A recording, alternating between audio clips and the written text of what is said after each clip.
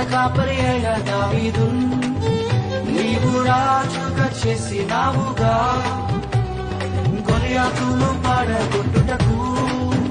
నీ బలమునే ఇచ్చినావయ్యా